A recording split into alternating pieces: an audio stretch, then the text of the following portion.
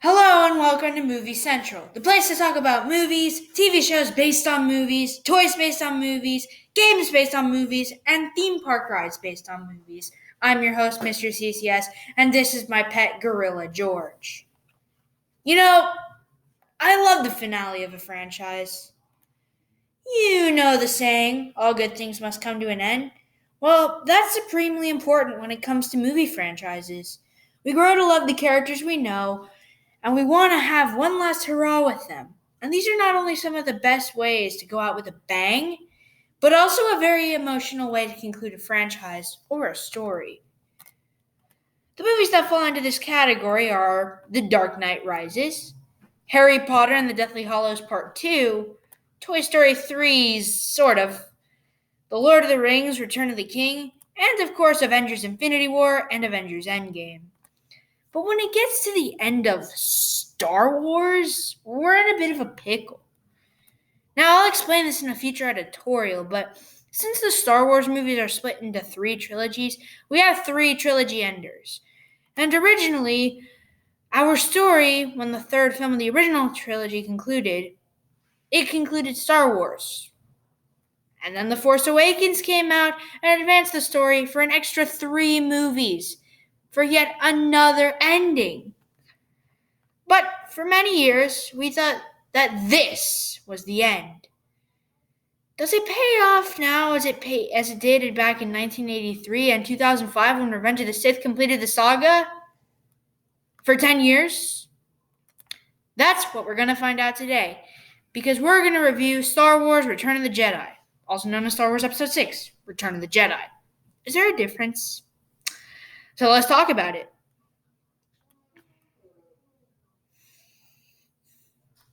Luke Skywalker, played once more by Mark Hamill, and friends travel to Tatooine to rescue their friend Han Solo, played by Harrison Ford, from the vile Jabba the Hutt, played by Larry Ward.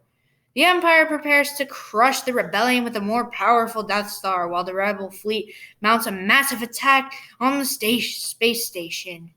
Luke Skywalker confronts his father, Darth Vader, played again by James Earl Jones, in a final climactic duel before the evil Emperor, played by Ian McDiarmid, tries to take over the galaxy. So now it comes down to the question from before. Does it still hold up? Well, yes, it does hold up. Now keep in mind that this film had to resolve the big, huge stuff that happened towards the end of the last movie, and it just does that. The film opens with Han Solo being freed from carbonite, and then it leads to Luke trying to return his father to the light side once more after hearing about the story of Anakin Skywalker. We'll get to that. But the execution of some of it is, Seriously, the pacing of Han's rescue is all over the place. I can't help but look away most of the time, although it does pick up when Luke arrives. Also, the Ewok village goes on for far too long, but at least it wasn't as boring as that scene. Alright, enough of the negative stuff. Let's talk about the characters. Luke Skywalker, after going through a huge phase in the previous two movies, is now, pardon my language, this very cool, badass character.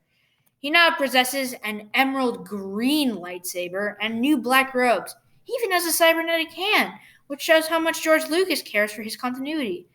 Also, the choice he made not to fight his father in the final battle is something that I would do. And yes, choosing not to turn to the dark side is more badass and empowering than even Spider-Man. Spider-Man! And that character is the most badass character from Marvel Comics. So yeah, Luke Skywalker turned from a whiny farm boy to a commander of an army to this fantastically powered Jedi. Leia and Han are back too, and I gotta say, Leia's Bausch disguise in the beginning of the movie was pretty damn cool, and this shows that she is a badass too, until Jabba dresses her in, well, this. Okay. But by the scenes on Endor, she becomes a badass again. Han Solo is still the wisecracking smartass that cares for his friends and is very much a leader.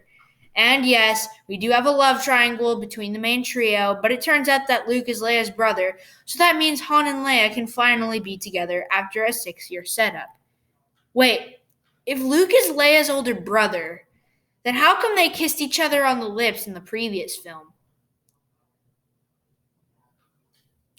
That is so wrong on so many levels. But I'm going to leave it at that. We also have Lando, Chewie, and C-3PO and R2 again. They're only here to help the main characters, but they do a great job at that. We also have these guys who either split out memeable dialogue or they're there for extra help, but they're good too. As for Luke's mentors, Yoda dies in an emotional moment, and Obi-Wan is there to explain the events of a film that wouldn't have come out for another 22 years. They also show up in the end along with Luke's father, Anakin. Speaking of which, let's talk about the villains.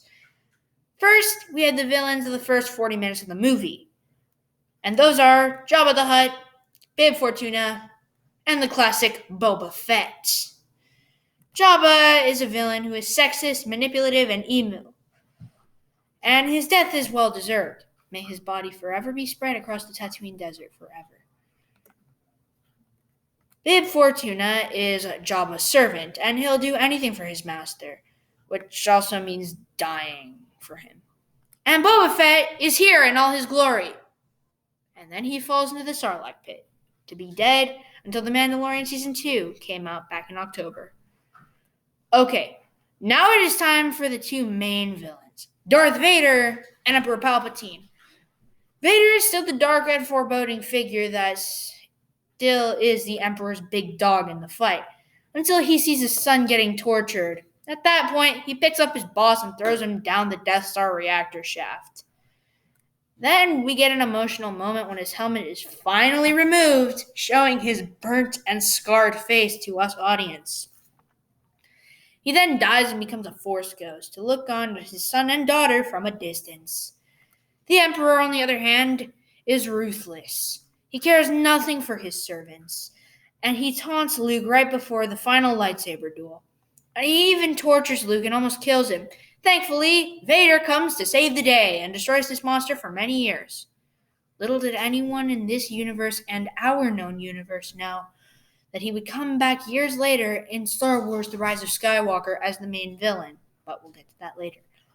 Alright, now it's time for the visuals. Like the previous films, Lucasfilm went in and doctored the movie to make terribly CGI animated characters and to replace faces and actors.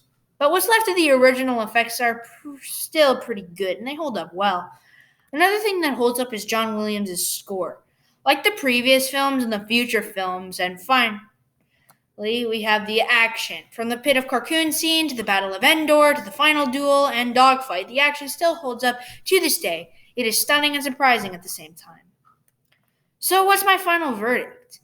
Star Wars Return of the Jedi, while not perfect, does a lot of things that any franchise ender would do.